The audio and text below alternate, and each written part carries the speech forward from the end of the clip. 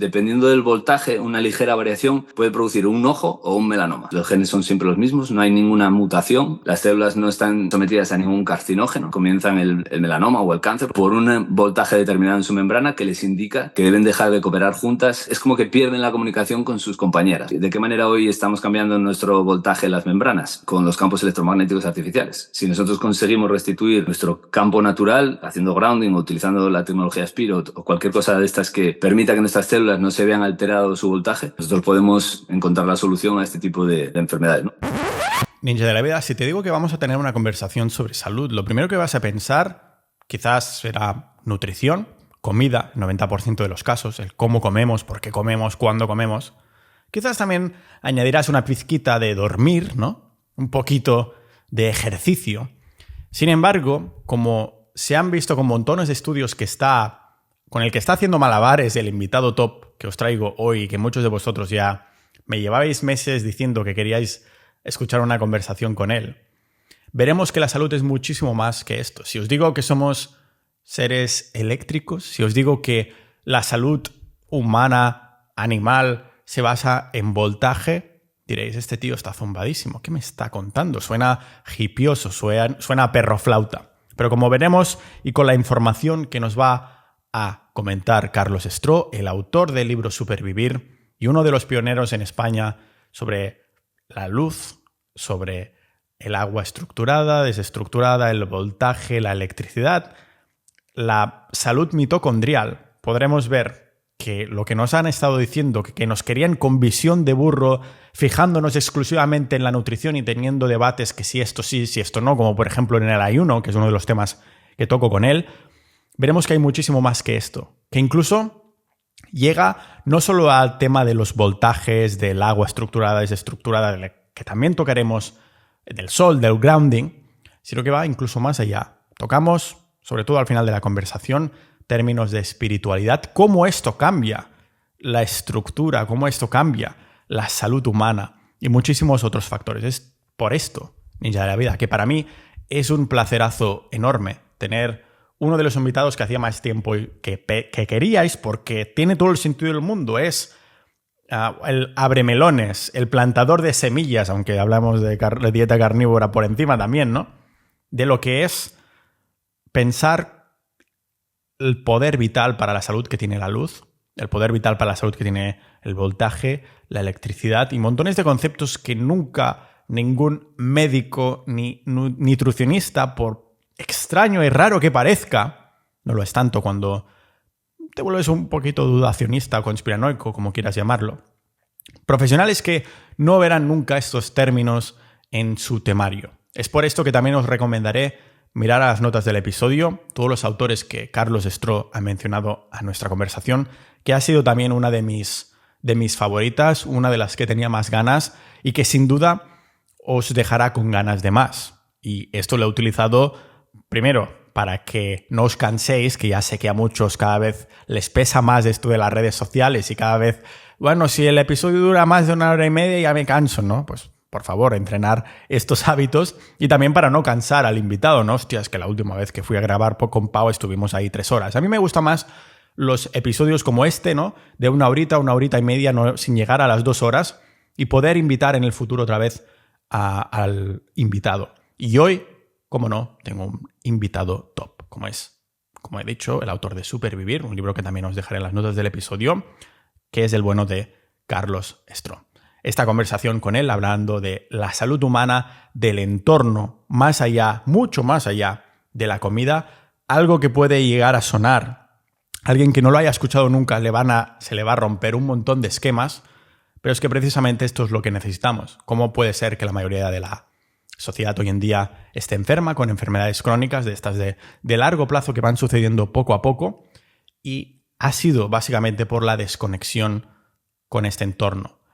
Carlos Stroh no nos habla solo de cómo volver a conectar con este entorno, que muchos de vosotros, como tenéis un montón de conocimiento, sois mega ninjas de la vida, ya tendréis presente que es volver a conectar en la naturaleza, ¿no? Con el sol, con el grounding, con las personas, volver un poco a lo ancestral, sino que nos habla del porqué de las cosas, qué sucede dentro de nuestro cuerpo, hasta el punto de convertirnos en personajes de animes en los que nos corre la electricidad por todo el cuerpo. Resulta que no era ficción, sino que en realidad es lo que dicta que estemos enfermos o no. Una conversación fascinante con Carlos Estro, aquí en este podcast multipotencial de Pau Ninja.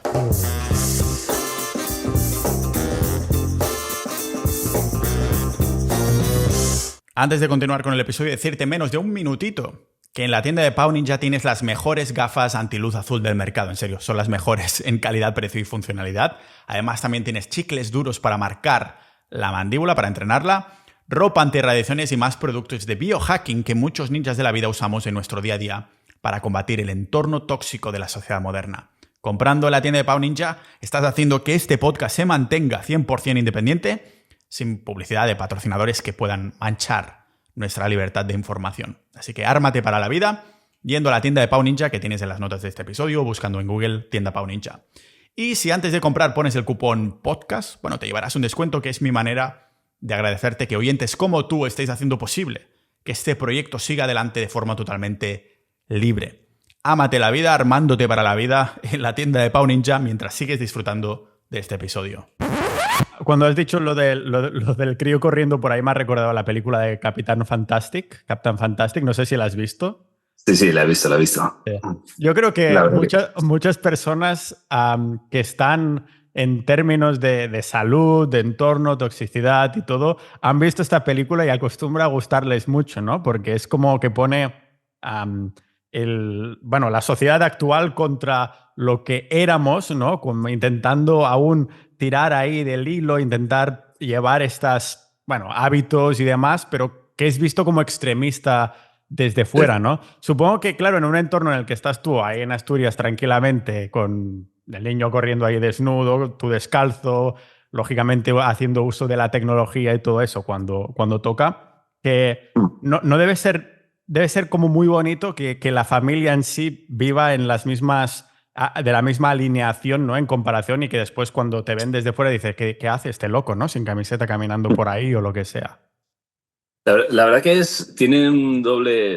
siempre tiene una doble cara, ¿no? Porque la sociedad moderna, llevar el estilo de vida que nosotros tenemos también es complicado, incluso con respecto al crío, ¿no? Porque antes había esa comunidad, había esa historia, ahora, por ejemplo, incluso hasta mi mujer, tío, cuando va a la ciudad, cuando vamos a Gijón, que es donde tenemos la familia, lo agradece, ¿no? Porque hay niños, hay gente, aquí no hay nadie. O sea, sí que hay, ¿no? Hay poca gente, pero sí que es verdad que con un crío pequeño tienes muchas más opciones. No era como antes, que estaban todos en el mismo sitio y no había ningún problema. Abrías la puerta de casa y ya estaba todo el mundo ahí, todos los críos fuera, ¿no? Ahora, bueno, tenemos un par de vecinos que se mudaron ahora de Tenerife aquí, precisamente, que no sé cómo dieron ese cambio, pero lo dieron, y tienen 2 críos pequeños y tienen también nuestra filosofía y demás, y bueno, estamos ahí contentos por eso, pero si no es difícil, ¿no? Y también la película esa del Capitán Fantastic tiene esa historia de bueno, al final, o sea, está muy bien, pero tampoco es tan fácil como parece cuando te intentas relacionar con el mundo moderno, ¿no? Y es un poco lo que hay que pesar, ¿no? Y por eso a la gente le resulta tan difícil, evidentemente. Y por eso nos llama extremistas también, porque cuando intentan hacer solamente una pequeña cosa de esas, ya encuentran esa dificultad suprema. Pero bueno, hay que hacerlo, tío, si no...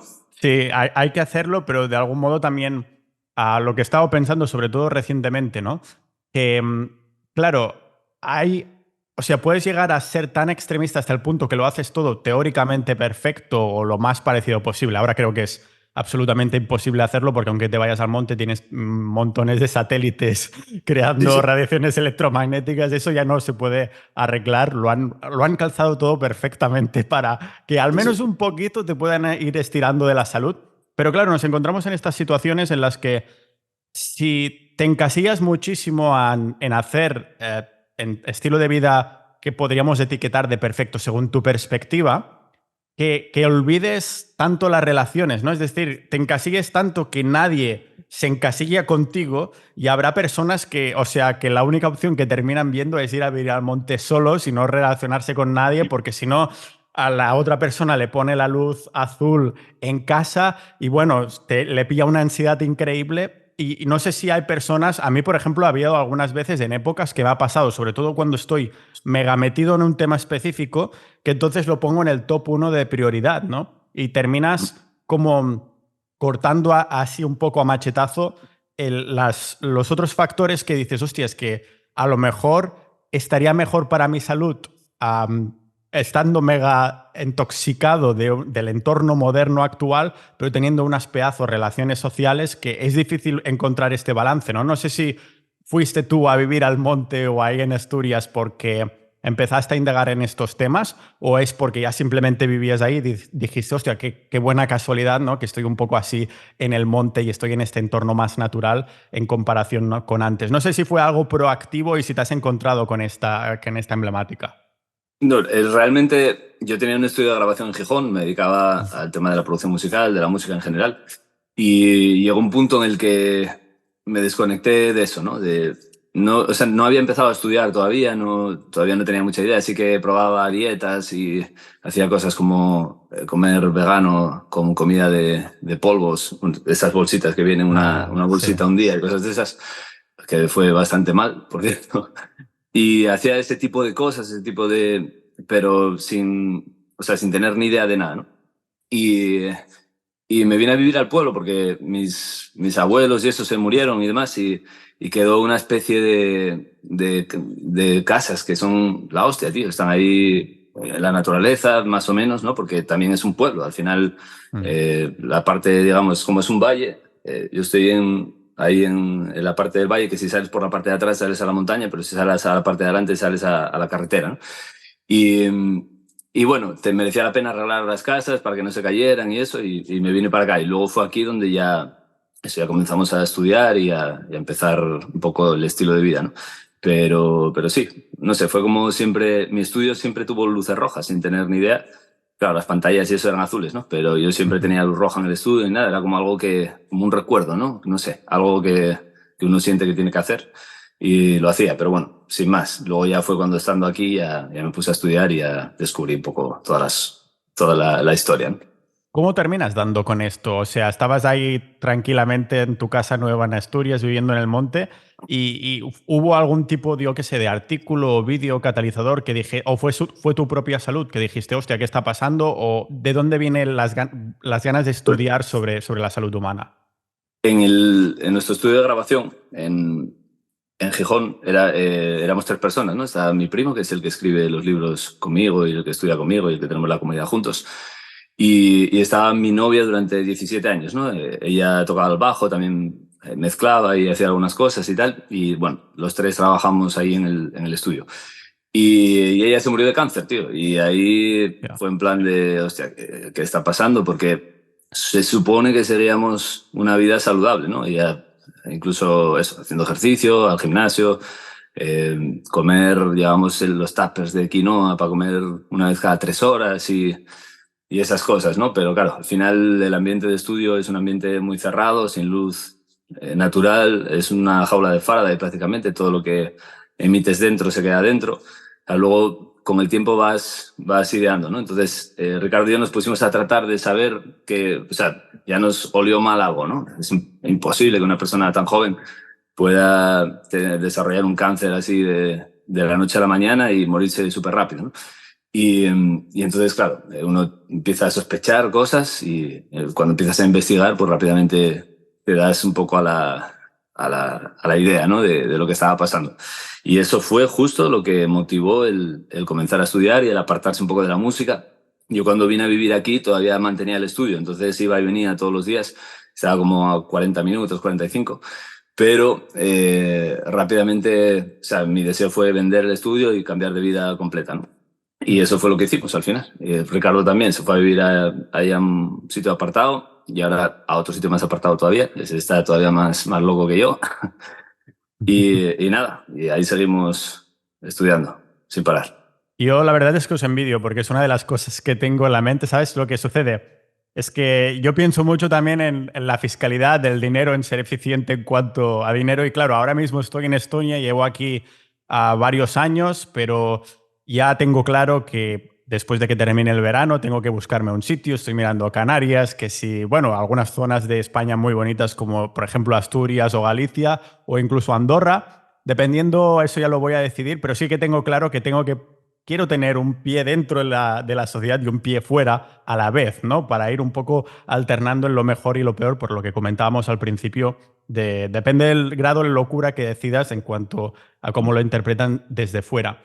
No sé si cuando sucedió esta desgracia empezaste a indagar exclusivamente en la comida o también ya tocaste cosas de la toxicidad del entorno, porque creo que la mayoría de personas, cuando tienen en cuenta algo de salud, piensan 90% en comer y el 10% en ejercicio, ¿no? Pero hay muchísimo más que esto. Claro, porque la parte del ejercicio ya la teníamos en aquel caso, ¿no? Sobre todo ella estaba muy fuerte. La verdad que no entendíamos exactamente qué estaba pasando y sí que uno tiene ese paradigma absurdo de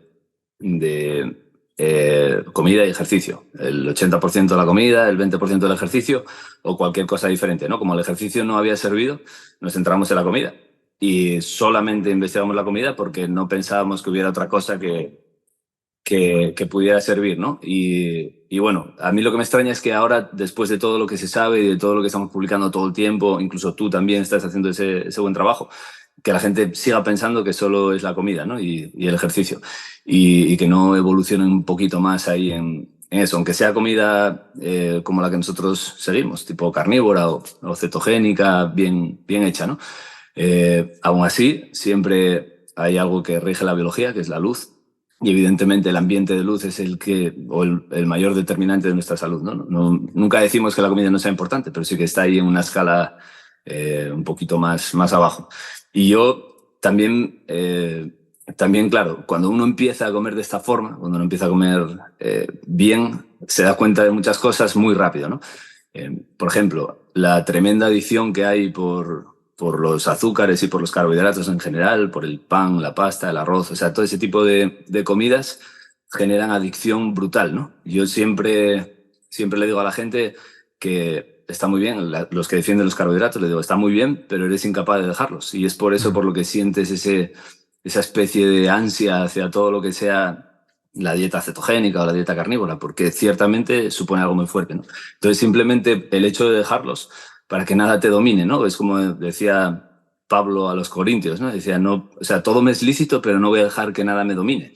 Y por supuesto que puedes comer carbohidratos si estás en el Ecuador y crecen de forma natural y todo eso, pero aún así yo cuando lo he hecho en los trópicos te genera adicción otra vez, ¿no? Y estás siendo dominado por algo que no debería, ¿no? No sé.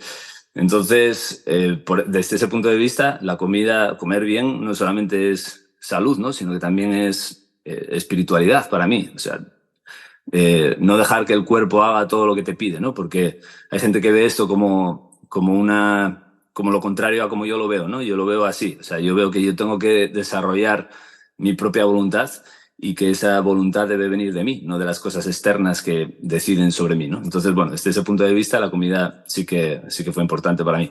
Y después, claro, las digestiones, el no tener que ir al baño todos los días, o sea, todos los beneficios que vienen de la energía, ¿no? Yo antes, Ricardo y yo jugábamos en un equipo de fútbol de veteranos, donde había ahí, bueno, era más que nada una peña gastronómica, ¿no? Como nosotros la llamamos, porque tenían el fútbol como excusa.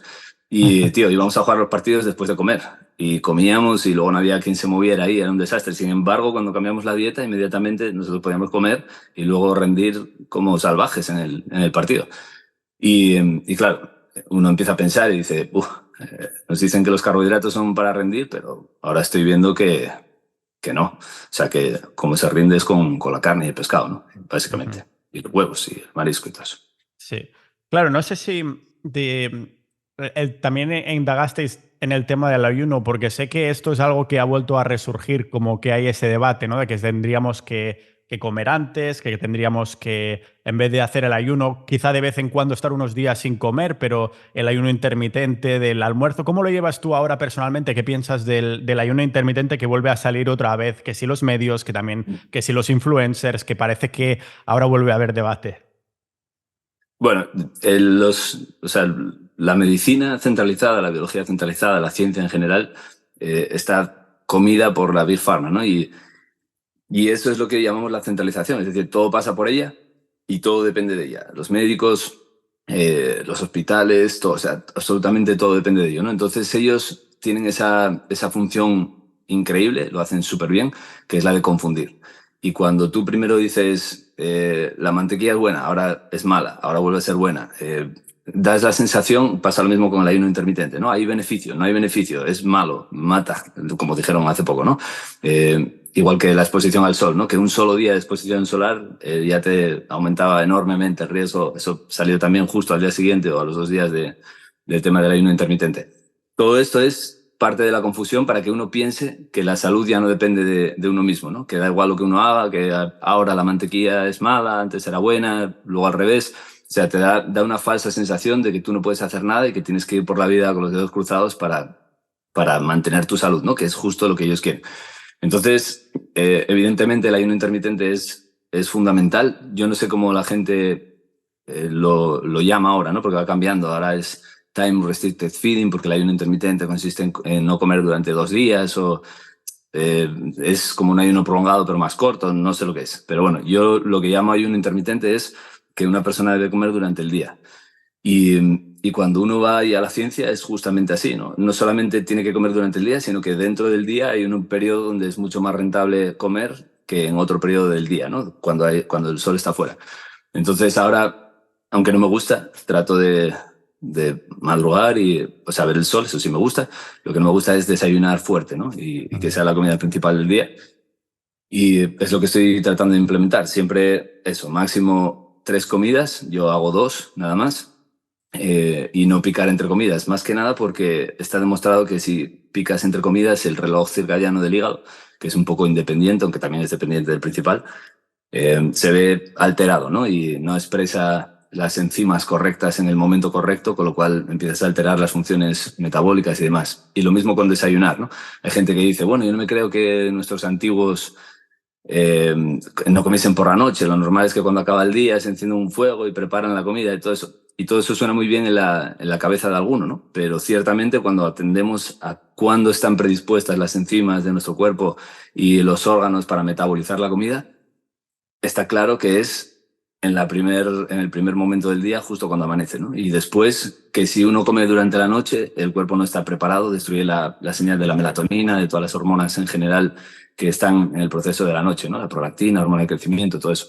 Entonces, suena bonito, pero la realidad es la que es, ¿no? Y es que nuestro cuerpo tiene unos horarios y si respetamos los horarios de nuestro cuerpo, vamos a mantener no solo la fase de los ritmos circadianos, sino también la amplitud, que es importante, ¿no? Cuánto expresamos las enzimas, en qué momento y bueno, eso. Es una especie de director de orquesta que nos dice que tenemos que comer durante el día. Entonces es lo que hago. Y también estoy empezando otra vez a ayunar, o sea, estar un par de días o 3 sin comer de vez en cuando, porque lo mismo que decía antes, me he dado cuenta de que en realidad soy adicto a la comida, ¿no? Y que cuando como, después de un ayuno, valoro realmente la comida y puedo comer de una forma más consciente y ciertamente es también un alimento emocional, ¿no? Cuando uno ayuna.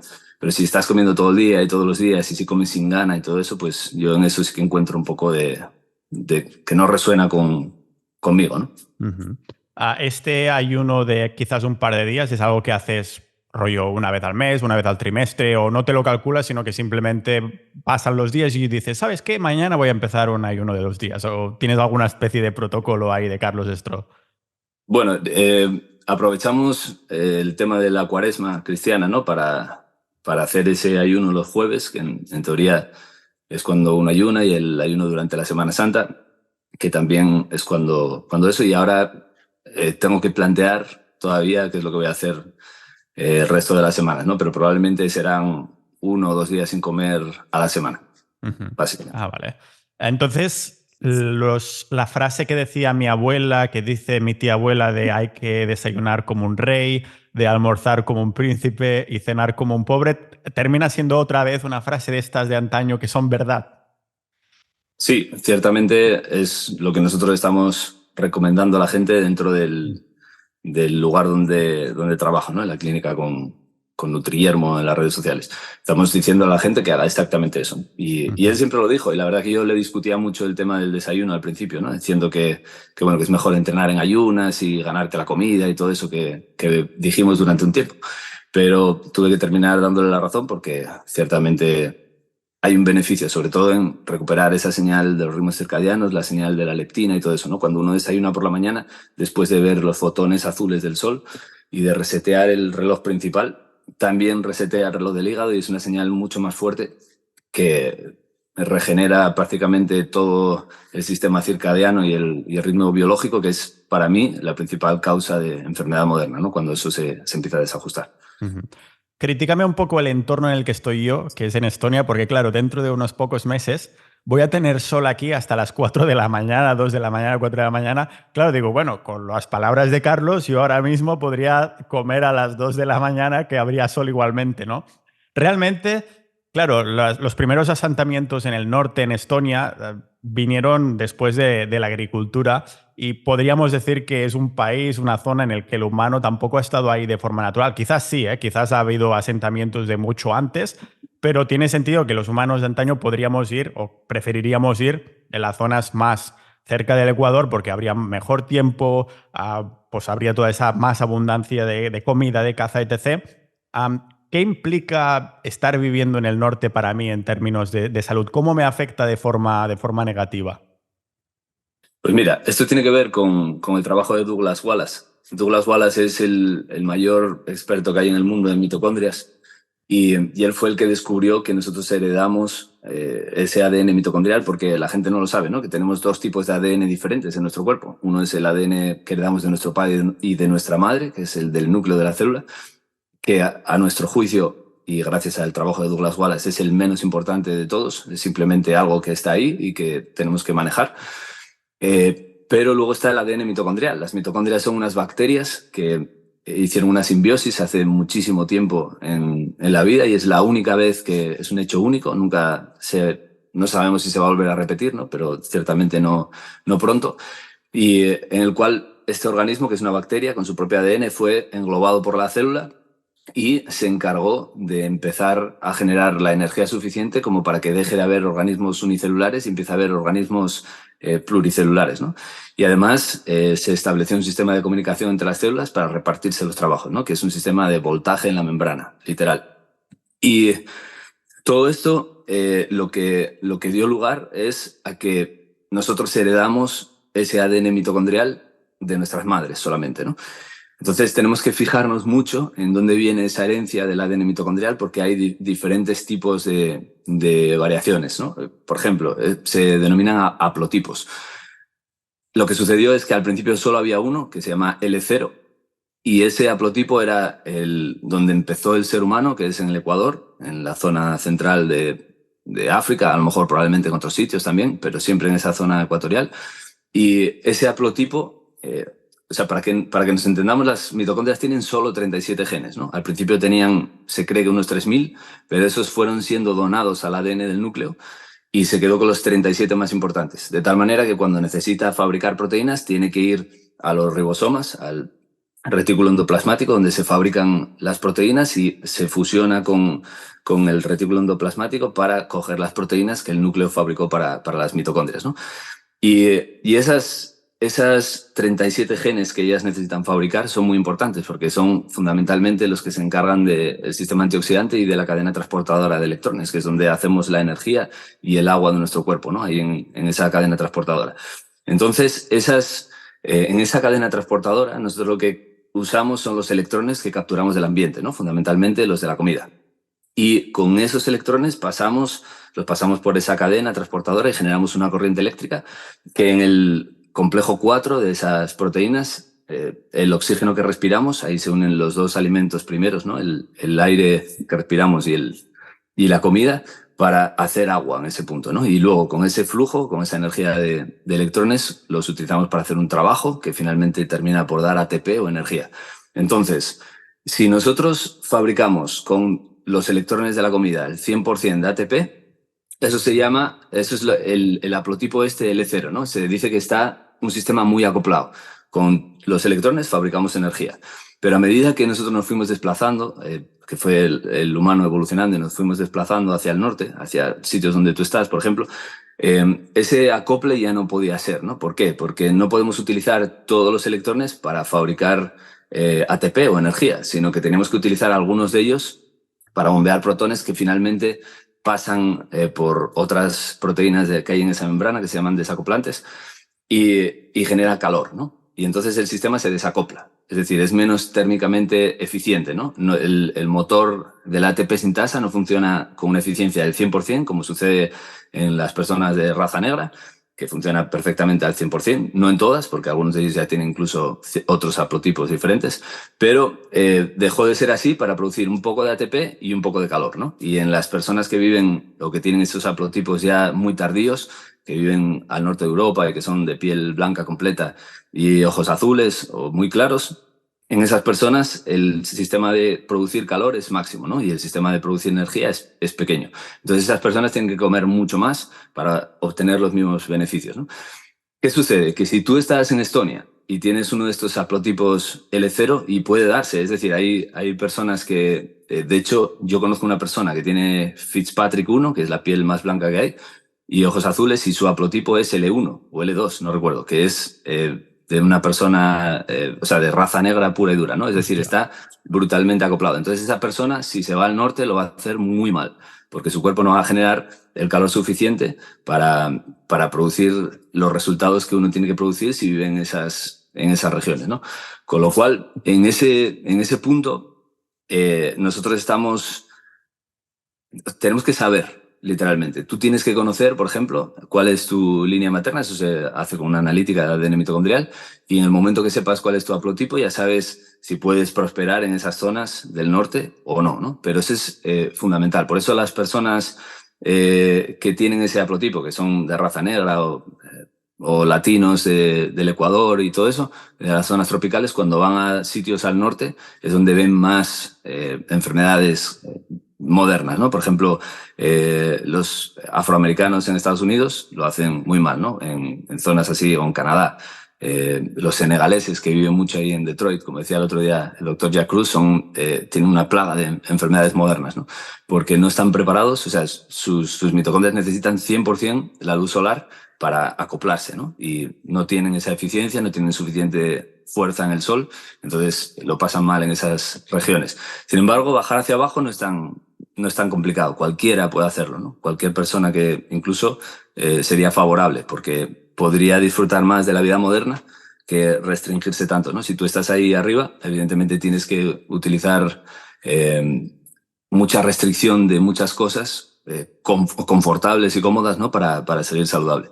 Y eso es un poco lo que tienes que medir, ¿no? Evidentemente, si hay sol, tú puedes comer, porque los ritmos circadianos tienen su propio ritmo endógeno, que dura más o menos 24 horas, pero no 24, y tú tienes que sincronizarlo con el exterior. Pero no sería, o sea, siguen siendo ritmos que tú tienes dentro y que deben sincronizarse, ¿no? No sería bueno estar a las 2 de la mañana comiendo, porque tus ritmos circadianos endógenos o sea, se van a sincronizar y van a pensar que es de día, pero no deberían, ¿no? Porque duran más o menos 24 horas. Entonces, desde ese punto de vista, hay un cierto límite de latitud que si lo sobrepasas, se convierte la vida en un poco más complicada. Entiendo que somos bastante flexibles en este sentido. Supongo que esto que decías del L1 y L2 no puedes cambiarlo genéticamente, es el que tienes y punto, pero estos horarios y estos ritmos circadianos que se adaptan, ¿cómo de rápido se adaptan, ¿no? Por ejemplo, si ahora me voy la semana que viene a mi pueblo cerca de Barcelona, ¿cuánto tiempo voy a tardar? O tú mismo que comentabas que habías estado en los trópicos, que también te preguntaré si esto es con la idea de mudarte por ahí o si de momento te quedas en Asturias a nivel curiosidad. ¿Cómo de flexibles y rápidos somos? Porque claro, entiendo que alguien que toma aviones constantemente también debe ser un estrés absolutamente increíble para el cuerpo. No me refiero tanto solo a las radiaciones electromagnéticas y todo lo que supone estar con el avión y ir cambiando de sitio, sino no sé cómo de flexible pueden ser estas mitocondrias. Realmente el tema de los ritmos circadianos es peculiar, ¿no? Porque absolutamente todas las proteínas de nuestro cuerpo, primero decían que el 20%, luego que el 30%, ahora ya sabemos que todas las proteínas importantes, ¿no? Hace tiempo se hablaba del mTOR, de la vía MPK, de este tipo de cosas, todas esas están sujetas a los ritmos circadianos, con lo cual, si no hablamos primero de eso, si tenemos los ritmos circadianos destruidos, no va a funcionar nada en el organismo, ¿no? Desde ese punto de vista, los viajes destruyen por completo. Yo creo que el jet lag es justamente eso, ¿no? El tema de que tu cuerpo no expresa las proteínas necesarias en el momento necesario, porque, insisto, tú tienes 24 horas de relojes tuyos propios, ¿no? Esto se ve claramente cuando a finales del siglo de 1700, del siglo XVIII, el francés de Mayrand, él puso una mimosa porque se dio cuenta que las mimosas de fuera de su casa abrían las hojas cuando era de día y las cerraban cuando era de noche. Entonces puso una en una caja negra oscura y otra encima donde le daba el sol. Y la primera abría y cerraba igual. O sea, por el día abría las hojas, por la noche las cerraba, la que estaba oscuras. Y claro, él decía, ¿qué pasa, no? Pero con el tiempo, la dejó ahí, con el tiempo iba perdiendo cada día un poco de sincronía hasta que al final lo hacía completamente al revés, ¿no? Y decía que vivían la mitad de tiempo, o sea, que duraban poquito tiempo, ¿no? En realidad. Entonces, eso... hay otra doctora también que hizo unos experimentos muy buenos de unos cangrejos que suben cuando la marea está alta y baja cuando la marea está baja. Entonces lo llevaron a las antípodas de donde ellos viven y los pusieron a oscuras completamente y les pusieron una pequeña rampa, ¿no? Y ellos seguían subiendo cuando la marea en el sitio suyo estaba arriba o abajo, no recuerdo cómo era, y seguían bajando, ¿no? Pero llegaba un momento en el que, creo que eran 8 o 9 días, en el que se perdía la sincronicidad por completo. Y claro, esto es lo que nos pasa a nosotros, ¿no? Nosotros estamos acoplados aquí, sobre todo los que más acoplados estamos. Estamos acoplados a este ambiente y de repente nos vamos a otro completamente diferente. Eso es un caos a nivel celular brutal, ¿no? Porque nuestro cuerpo está desacoplado de fuera. Tampoco es tan grave como uno piensa, ¿no? En el fondo, porque tú sigues haciendo lo que tenías que hacer en Asturias, ¿no? Y solamente tienes que empezar a acoplarte a los ritmos del nuevo día, ¿no? Entonces... Claro, si tú, por ejemplo, alargas 2 horas la noche, tus ritmos circadianos hacen así, completamente, no hacen así, ¿no? Porque no van a durar nunca más de 24 horas.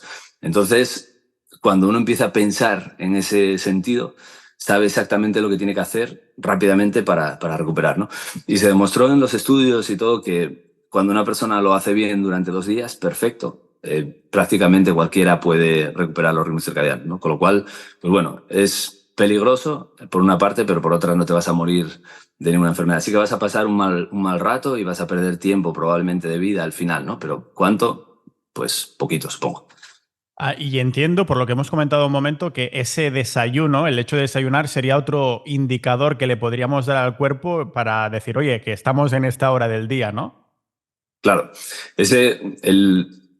el hígado tiene sus propios relojes también y son fuertes en cuanto al sistema, ¿no? Ahora sabemos que los relojes de un órgano afectan a otro. Por ejemplo, si te da el sol o sea, si tú comes, los relojes del hígado informan a los relojes de la piel de la hora que es. Y ahora sabemos que si comes pronto por la mañana tienes menos posibilidades de quemar por la luz ultravioleta B, ¿no? Porque se expresa una proteína en la piel que tiene que ver con cuándo comes. O sea, todo es demasiado complejo, todo es muy difícil de saber, pero la ciencia va estudiando esas pequeñas cosas y van apareciendo las cosas, ¿no?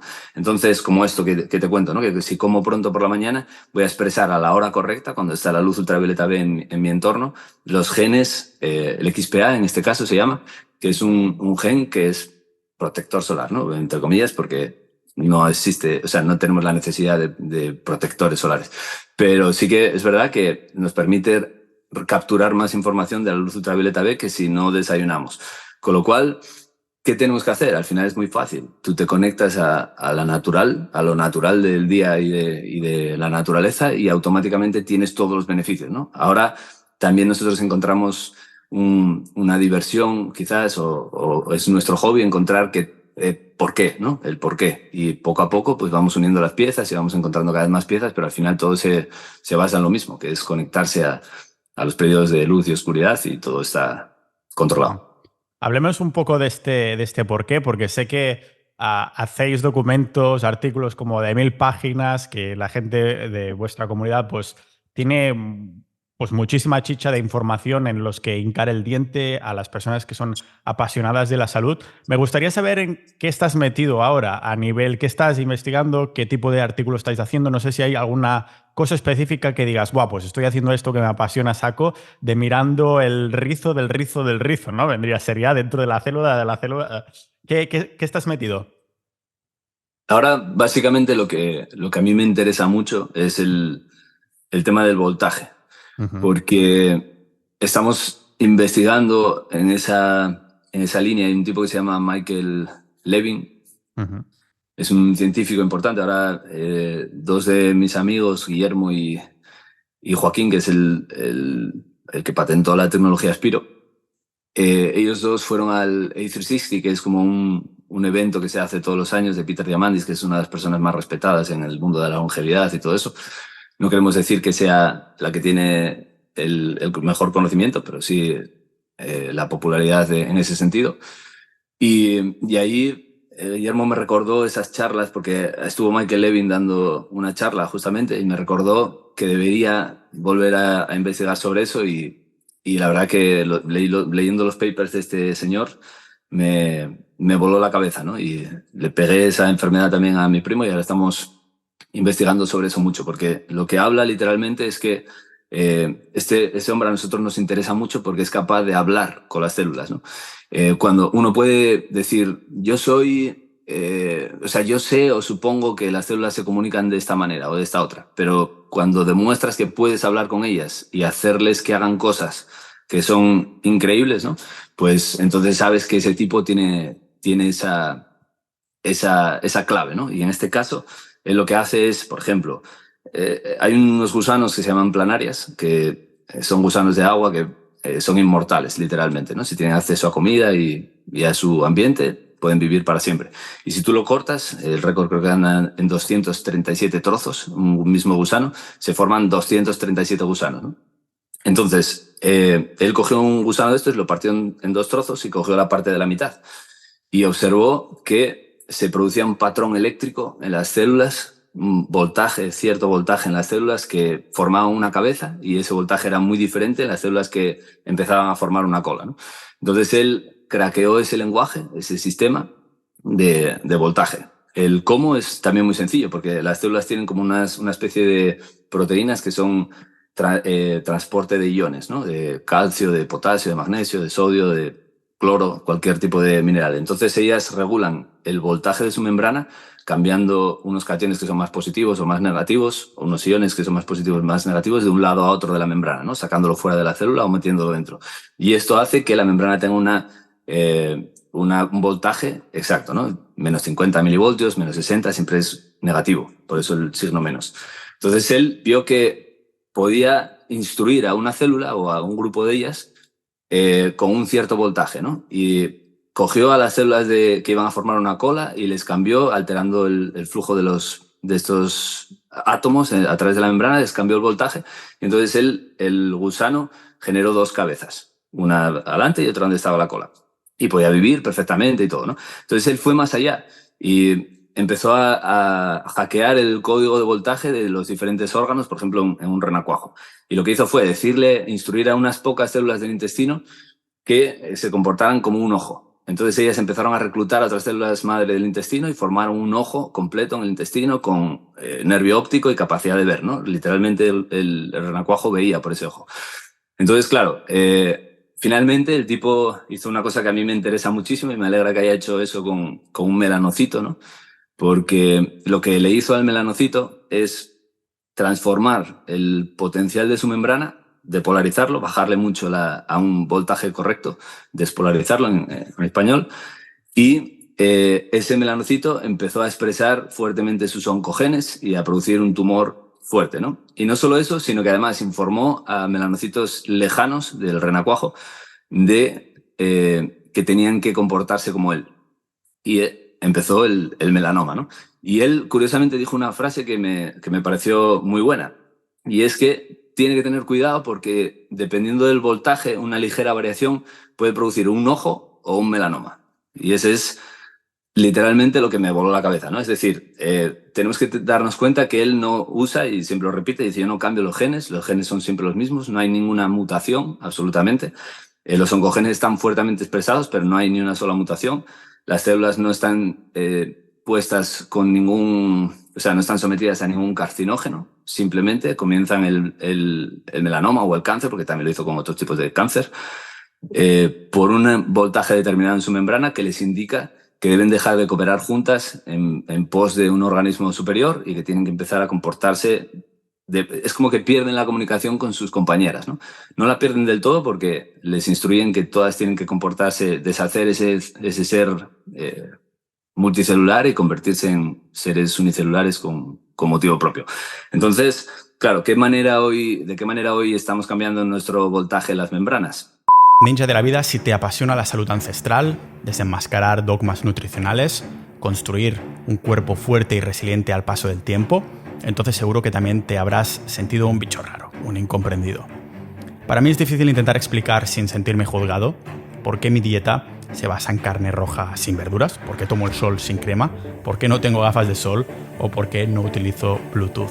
Hay días que es frustrante escuchar los juicios de personas a las que en el fondo no les interesa la salud hasta que la pierden, pero son los mismos días donde veo que la cola de la farmacia es más larga que la de la carnicería. Y recuerdo por qué tengo este podcast. Si estás aprendiendo algo de este episodio igual que yo haciéndolo, imagínate todo lo que puedes aprender de salud, cuerpo, entorno y de hábitos en nuestra comunidad privada, sociedad.ninja. Uniéndote, estarás ayudándome a divulgar, apoyando económicamente a este proyecto que es 100% libre de patrocinadores, sin publicidad, totalmente independiente y sin terceras partes que puedan manchar la genuinidad de la información. Pero no solo esto, sino que uniéndote formarás parte de una tribu de más de 1000 ninjas de la salud y de la vida como tú, que intentan mantener intacto el instinto de tener una mente curiosa, para no olvidar que los hechos y el sentido común no entienden de títulos o agendas. En Sociedad Ninja compartimos datos, debates, experiencias de nutrición, fitness, salud y noticias que no verás en los medios tradicionales, pero sobre todo compartimos valores. Entra a formar parte de un círculo de personas con esta llama interior que quieren encender más que el fuego de campamento que usaron nuestros ancestros, también para transmitirse experiencias, historias, sed de aprendizaje, pensamiento crítico, inquietudes e información crucial para la supervivencia, porque estamos ante la supervivencia de la salud del hombre y lo que sepamos ahora nos avanzará a los cambios que nos deparen los mercados. No creo que haya sido alguna vez algún encuentro o un retiro de fin de semana donde las comidas sean exclusivamente de carne de pasto. Pues así lucen los retiros y quedadas de Sociedad Ninja que organizamos por toda España y alrededor del mundo. Avánzate a los cambios que vienen y adelántate a la enfermedad aprendiendo sobre salud ancestral, pero también sobre las otras temáticas del podcast: dinero, mente, mundo, con montones de chats tan vivos como sus miembros, episodios exclusivos multitemáticos, audiocursos y boletines. Hemos creado algo tan increíble que no queremos que muera de éxito y por esto cerramos acceso a nuevas incorporaciones cuando lleguemos a los 1200 miembros. Únete ya a Sociedad Ninja y conviértete en un ninja de la vida. Con los campos electromagnéticos artificiales. Si nosotros conseguimos restituir nuestro campo natural haciendo grounding o utilizando la tecnología Spirit o cualquier cosa de estas que permita que nuestras células no se vean alterado su voltaje, nosotros podemos encontrar la solución a este tipo de enfermedades, ¿no? Y estamos seguros de que así es. Entonces estamos muy centrados en este tipo de historias. Me pone contento porque ya estoy un paso más cerca de parecerme a Goku cuando sacaba ahí el ki, ¿no? La electricidad. Yo que miro mucho anime, también estaba mirando últimamente Hunter x Hunter, que hay uno que se llama Killua que tiene electricidad y digo, ¡guau! Ese poder es el mejor de todo. Pero en el fondo, por lo que estoy viendo, ya tenemos esa electricidad. Lo que pasa es que a lo mejor no es tan visible. ¿Dirías entonces que los humanos, claro, empezamos, uno de los temas que te centraron más fue la luz, y has terminado, o has continuado, más bien dicho, en el término del el voltaje y lo eléctrico, ¿no? No sé si habría algunos hábitos, comentas, por ejemplo, el grounding, que se ha visto ya con montones de estudios, bueno, el efecto que tiene antiinflamatorio, que tiene sentido, ¿no? Que caminaríamos descalzos siempre en la naturaleza menos en un entorno así intoxicado, no sé cuál es ahora la palabra. Intoxicado. Intoxicado. Sí. No sé si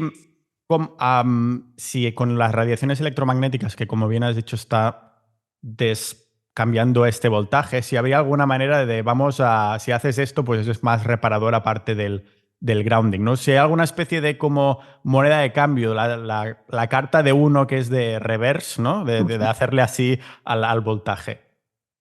Pues sí, mira, básicamente el trabajo de Michael Levin también nos dice cómo restituir este voltaje, ¿no? Porque, claro, él dice, si nosotros somos capaces de formar un melanoma, tenemos que ser capaces de restituir la información, cambiando el voltaje de la membrana, para que vuelvan a su estado original, ¿no?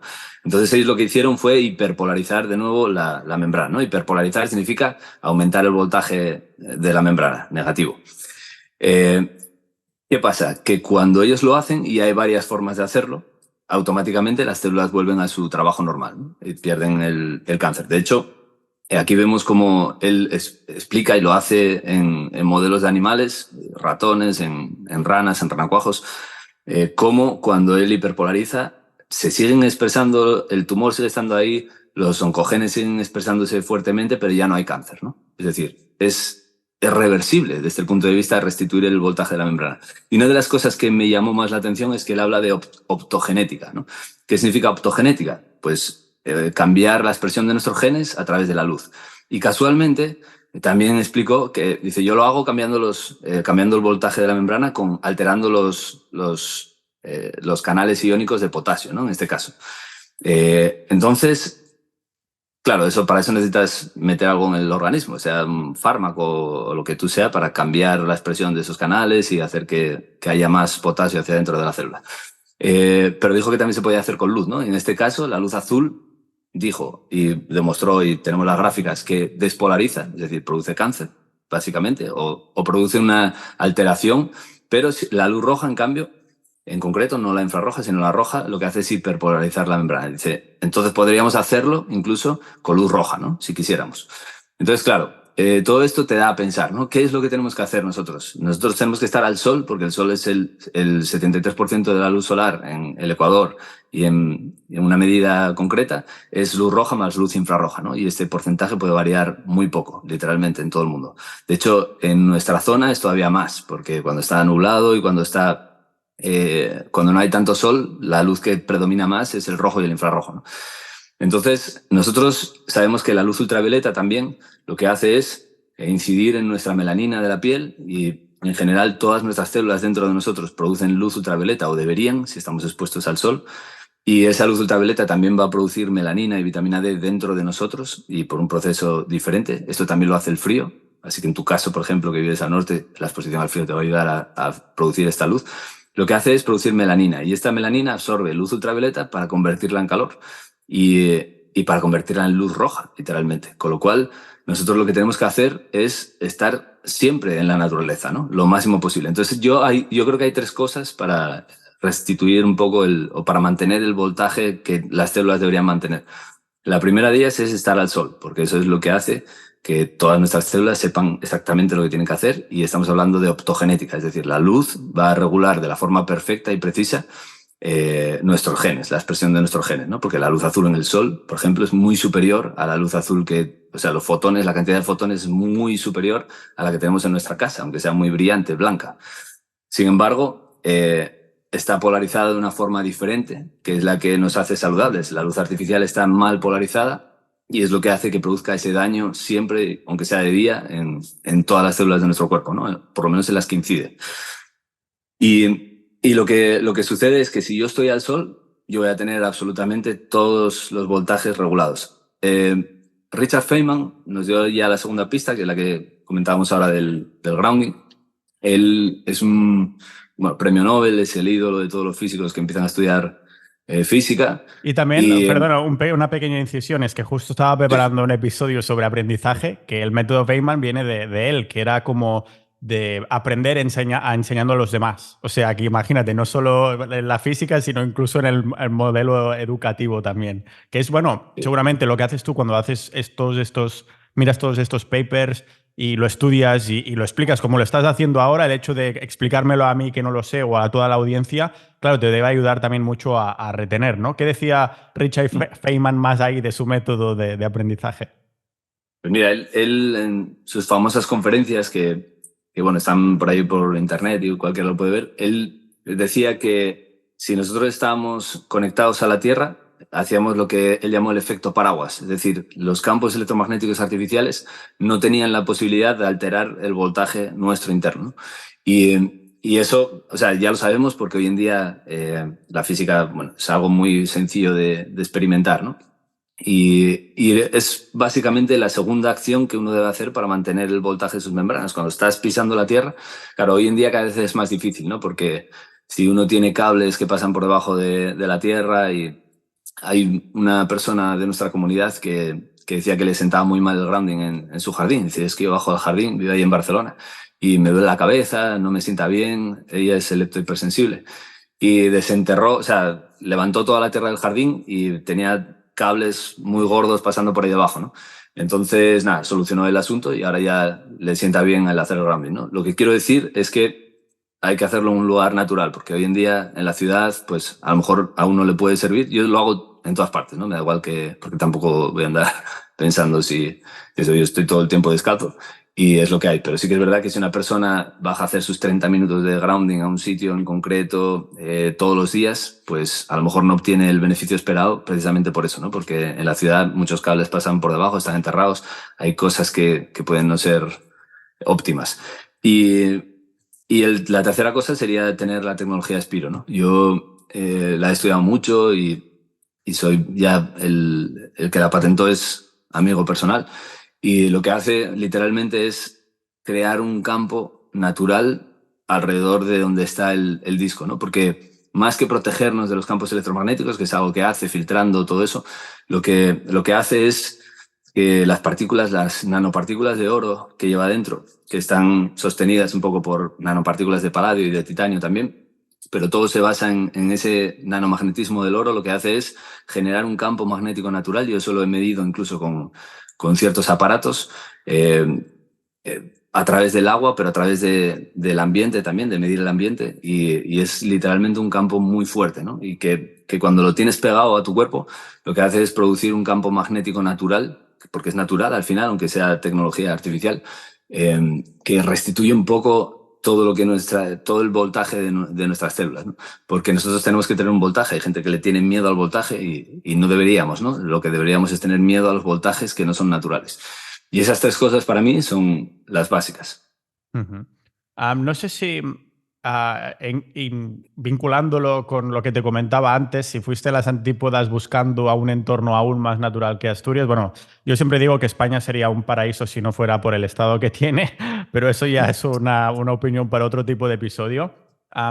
¿O fue simplemente para visitar? Sé que el doctor Jack Kruse habla mucho de lo que es El Salvador, etc. Ahora que también relacionándolo con lo que decía, que se está poniendo mejor fiscalmente a nivel seguridad, pues va a haber una oleada seguro de personas que pueden trabajar en remoto, que se van a vivir ahí, aunque sea un tiempo de forma temporal o permanente. ¿O fue eso, simplemente para visitar a personas que conocías, a ver qué tal ese entorno que es, podríamos decir, un poquito más sano o menos tóxico, más bien dicho?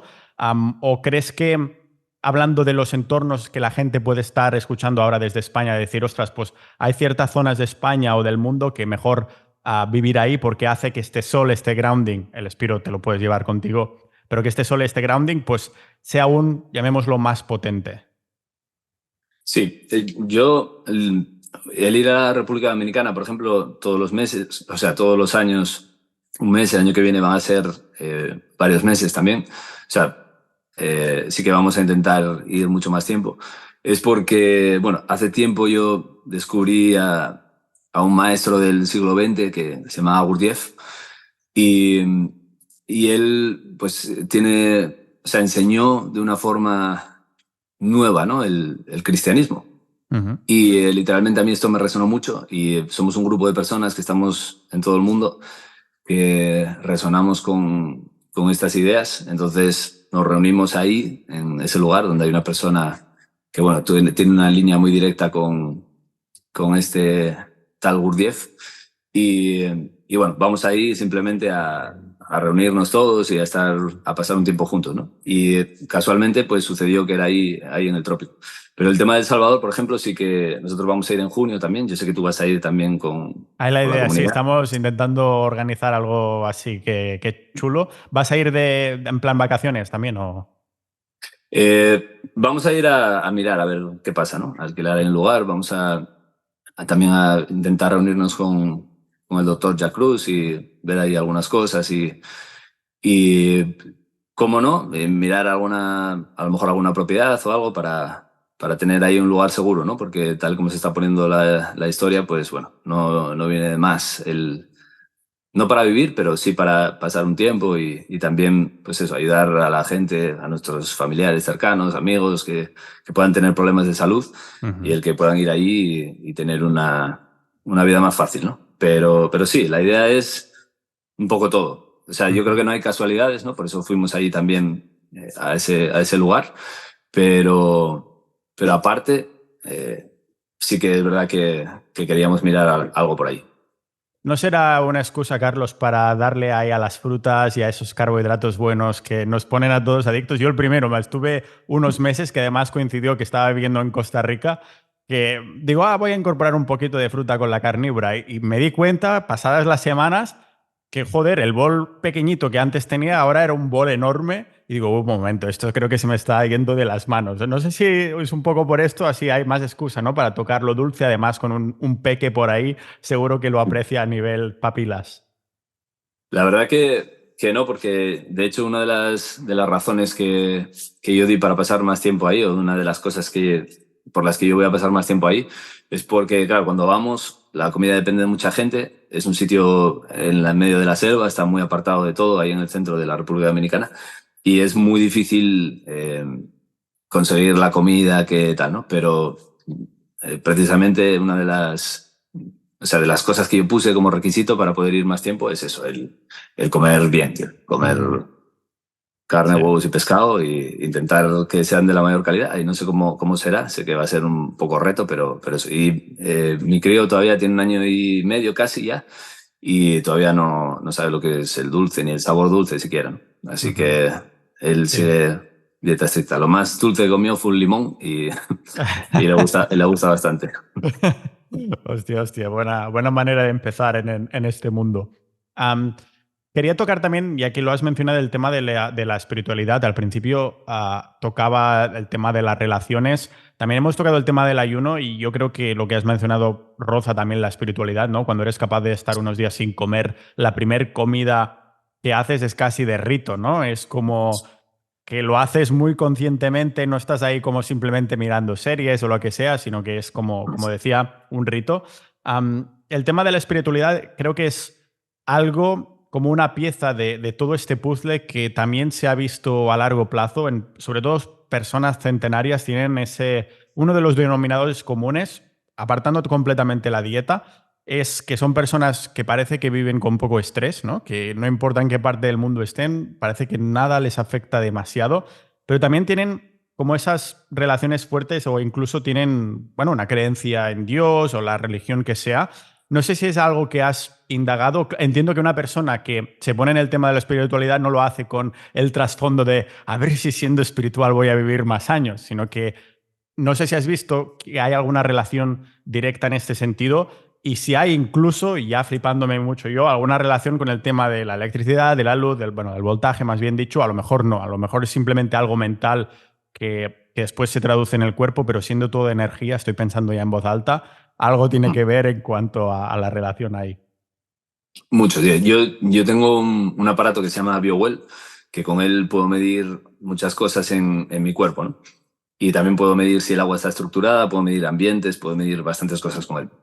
Y cuando tú utilizas, bueno, este aparato lo utiliza mucho también Joe Dispenza en sus meditaciones y cuando hace meditaciones con mucha gente y demás. Y bueno, sí que algo sucede en el ambiente, ¿no? En los fotones que hay en el ambiente, sobre todo en los campos electromagnéticos. Al final, luz, siempre lo digo, ¿no? Para que todo el mundo lo tenga claro ahí también en tu audiencia. La luz es una onda electromagnética, con lo cual las ondas de radio son luz, el wifi, tu wifi emite luz O sea, la luz visible es un 1% nada más, el resto, los rayos X, rayos gamma, todo es luz, ¿no? Porque son ondas electromagnéticas.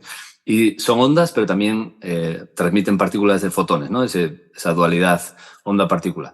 Y en este caso, cuando nosotros medimos el ambiente, el ambiente electromagnético, estamos midiendo los fotones, con el BioWell se puede, y los cambios son brutales. Incluso en la coherencia de los sistemas, ¿no? Nosotros somos seres coherentes, quiere decir que nuestro agua, por ejemplo, está estructurada de una cierta manera, ¿no? Y cuando desestructuramos nuestro agua, por ejemplo, el wifi, en los estudios de Gerald Pollack, y ahora nosotros estamos haciendo los nuestros propios, desestructuran todo, ¿no? Desestructuran el agua, desestructura el ambiente, todo. Es decir, pierde la coherencia. Cuando perdemos la coherencia en el agua que tenemos dentro de nuestras células, el agua intracelular, empieza la enfermedad, ¿no? No hay enfermedad con agua estructurada, es imposible.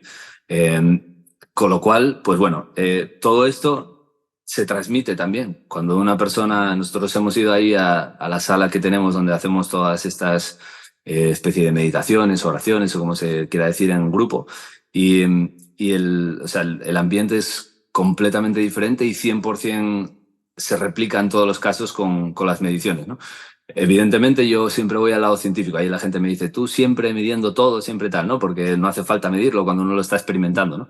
Pero yo sí que tengo esa necesidad y también intentar explicarle a la gente que no lo sabe, que también hay un lado científico y a lo mejor eso sí que puede darles pie a hacerlo, ¿no? Pero o sea, hay un principio básico y es que no recuerdo el nombre de esta ley o de esta persona que lo averiguó, pero es algo que también, por ejemplo, decía Gurdjieff, que es que todos los seres vivos tenemos unas respiraciones contadas y esas respiraciones son exactamente las mismas para todos, ¿no? De tal manera que un ratón las agota muy rápido y un elefante las agota mucho más lento, pero de hecho el ratón y el elefante tienen supuestamente el mismo número de respiraciones por vida, ¿no? Y está claro, porque si lo miras a nivel mitocondrial, el oxígeno genera especies de oxígeno reactivas y si tú metes mucho oxígeno a la célula, pues tienes más especies de oxígeno reactivas en menos periodo de tiempo, ¿no? Pero bueno, no tiene por qué ser ni siquiera una explicación científica, es algo que es así, ¿no? Un árbol vive 2000 años porque respira una vez al día, nosotros vivimos menos porque respiramos, no sé, 13 veces por minuto o 12 o 10. Y cuando uno, yo lo mido también con el Whoop el Apple Watch, con distintos tipos de cosas que ahora ya puedo usar para experimentar porque tengo la tecnología Spiro, antes me daban todos dolor de cabeza. Y cuando uno hace este tipo de meditaciones fuertes, oraciones o utilizar, por ejemplo, el aire como alimento, ¿no? Que esto es algo que descubrí aquí en la República Dominicana ya el año pasado, cómo hay ejercicios para utilizar el aire como alimento, es increíble. O sea, el Heart Rate Variability te puede marcar 160, 150 y pico. Y cuando duermo, pues, no sé, me marca 30, 40, ¿no? O sea, no, es una diferencia muy gorda, realmente. Y todo este tipo de cosas yo la noto en mis parámetros físicos, lo mido con el BioWell, el antes y el después, y es increíble. Sobre todo, cuanto más puedas alcanzar ese estado de recogimiento, ¿no? Más coherencia tienes en tu cuerpo y más se transmite eso en longevidad. Lo que pasa que yo creo que la espiritualidad va en contra de la longevidad, ¿no? Sí que la produce, particularmente, creo y pienso que es así, pero va en contra porque o sea, uno se da cuenta que lo que importa es o sea, si tú piensas que estás en un sitio cenando con unos amigos y que te estás jodiendo por la luz artificial y todo eso, eso no es bueno, ¿no? Es mejor ir ahí, disfrutar del momento y estar tranquilo y no pasa nada por un día destruir tus ritmos circadianos, que no lo vas a hacer por un día, pero no sé, es como que uno quiere aprovechar más el tiempo y no le interesa vivir tanto tiempo, ¿no? Simplemente estar más presente en cada momento, incorporar todo. Y una de las cosas que yo más valoro de esos meses que pasamos juntos, también lo hacemos en Italia y en España, lo que más valoro es que cada parte que hacemos se hace bien, ¿no? O sea, el comer se come mejor, el trabajar, yo qué sé, hacer un muro o pintar una pared o lo que sea, se hace mejor. O sea, es como la gente dice, yo es que no tengo tiempo para mí porque tengo que fregar los cacharros y tengo un crío y tal. Y en realidad, aunque muchas veces lo pensemos, ¿no? Porque lo seguimos pensando, que yo necesito un tiempo para mí, lo que te enseña un poco todo esto es que todo el tiempo es para ti, ¿no? Incluso el de fregar los cacharros y y el hacer las cosas de la casa y ese trabajo práctico que todo el mundo tenemos que hacer todos los días, ¿no? Entonces, claro, por supuesto que creo que es el número uno, incluso por encima de la exposición al sol y a todo, es ese estado que uno tiene cuando vive más presente, ¿no? Ujú. Sería un buen momento para ir cerrando, pero quiero tocar también algo que seguro que estará en la mente de todas las personas y es el tema del ejercicio, ¿no? Porque antes, al principio hemos comentado, bueno, la gente cuando piensa en salud es 90% nutrición, 10% ejercicio. Hemos tocado lo que es el entorno, el voltaje, el sol, el grounding, la luz en general, mitocondrias. Claro, ¿qué pasa con el ejercicio? Entonces, Carlos, es que no sirve para nada. También es como eso del ayuno intermitente que ahora me están intentando liar. A ver, yo sé que un culturista pasó de 100 años, ¿no? Ahí está por ahí el nombre en internet si uno lo busca. Pero cuando tú preguntas a estos expertos en gente centenaria, ¿no? Yo incluso tengo un familiar que trabaja en una residencia de ancianos y demás. Y cuando Nir Barfly, por ejemplo, que es uno de los míticos, probablemente el mayor experto en centenarios, el que más los ha estudiado, ellos siempre dicen lo mismo, ¿no? Que son personas con cierto grado de grasa corporal, que es superior a lo que uno podría pensar como saludable. Son personas pequeñas, tienen niveles de hormonas de crecimiento y anabólicas muy bajos, ¿no? Como por ejemplo la IGF-1. Esas son las características fundamentales, ¿no? Y es decir, es como que consiguen ralentizar su metabolismo, porque pensamos que la obesidad es una enfermedad, ¿no? Y realmente es algo que puede ser protector, igual que la diabetes. La diabetes, en principio, es algo natural que los animales se producen durante el invierno, comiendo mucha fruta y mucha miel durante el otoño, por ejemplo, en algunos casos de los animales que hibernan. Y en nuestro caso también es así, ¿no? También debemos comer esas cosas en el verano para luego pasar un invierno más diabéticos, ¿no? Porque la insulina, o sea, los niveles altos de insulina protegen nuestra escasez de alimento, ¿no? Así era como era. Lo que pasa es que ahora el invierno nunca llega, ¿no? Y, y el tema básico es ese, que si tú ves los seres, las personas longevas, todas tienen esas características físicas, ¿no? Los que pasan de 100 años. Y claro, por otro lado ves gente que está como animales, literalmente, y que tienen problemas cardiovasculares, deportistas que se caen fulminados durante el desempeño, ¿no? Hace poco en la NFL, bueno, hace poco no, hace un año igual, pero es eso, ¿no? Te hace ver que estar bien por fuera no significa estar bien por dentro, no tiene nada que ver. Y de hecho, la mayor parte de las veces va en contra, ¿no? Porque, como dice el doctor Jack Kruse, nosotros tenemos que tener nuestras mitocondrias en el cerebro y en el corazón, y no en el músculo, ¿no?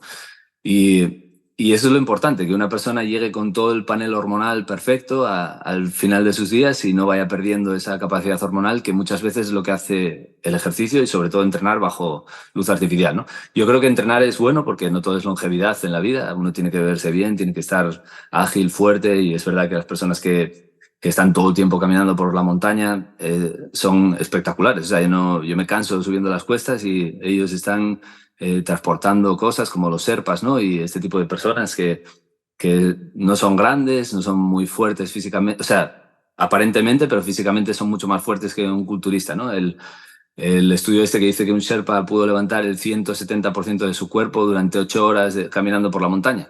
Y un culturista no puede más del 50% durante 8 horas ni de broma, ¿no? Con lo cual, pues bueno, siempre ser grande y estar fuerte no son... Yo creo que en el ejercicio hay mucha historia, ¿no?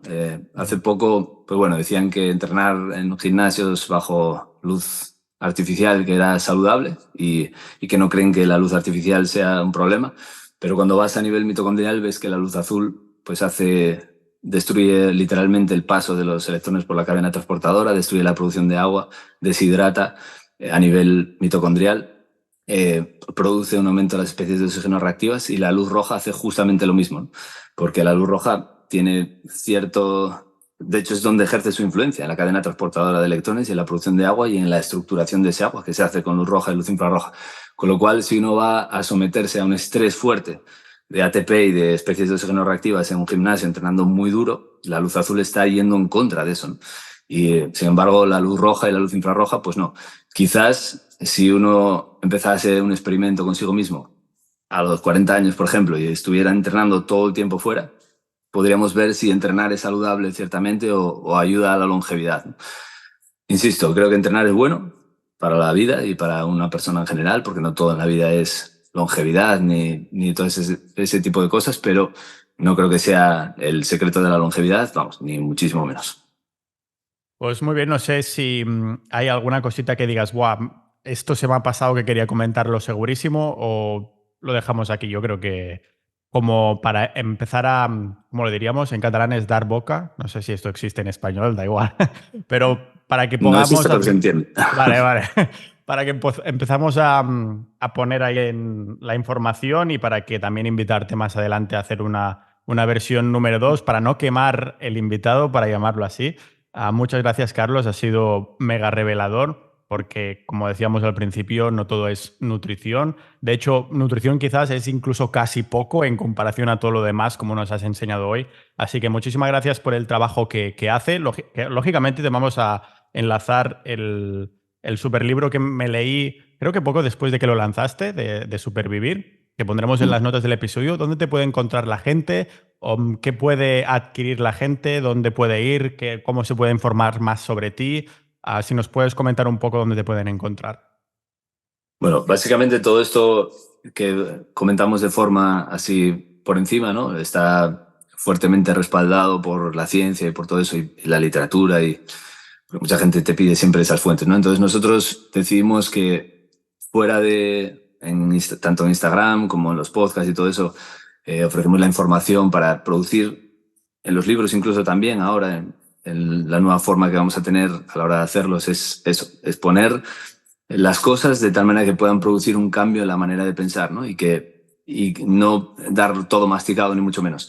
Y luego, posteriormente, si alguien quiere indagar un poquito más sobre lo que decimos, y ciertamente surgió ese efecto que nosotros buscamos, que es el cambio en esa forma de pensar, pues ahí en la comunidad, es la comunidad Stro, es donde nosotros tenemos ahí toda la información bien puesta y con todas las referencias y todo, ¿no? Y yo, no sé, recomiendo a la gente que se vaya ahí, no por un tema de que se suscriban y conseguir más suscriptores ni nada, pero sí porque creo que es el punto de cambio que se necesita para que dejemos de ser vistos como raros, ¿no? Y cada vez seamos más personas los que vivamos así. Y bueno, ahí está, hay mucha gente conectando también y haciendo sus propias cosas dentro de la comunidad, y creo que es algo bueno, ¿no? Así que básicamente ahí es donde van a poder encontrar todo lo que nosotros hacemos. Genial. Todos los autores que has mencionado los tendremos en las notas del episodio, también tu libro y también la comunidad, enlaces a tus redes, las notas del episodio. Muchas gracias, Carlos, y a ver si nos vemos próximamente. Gracias a ti, Pau.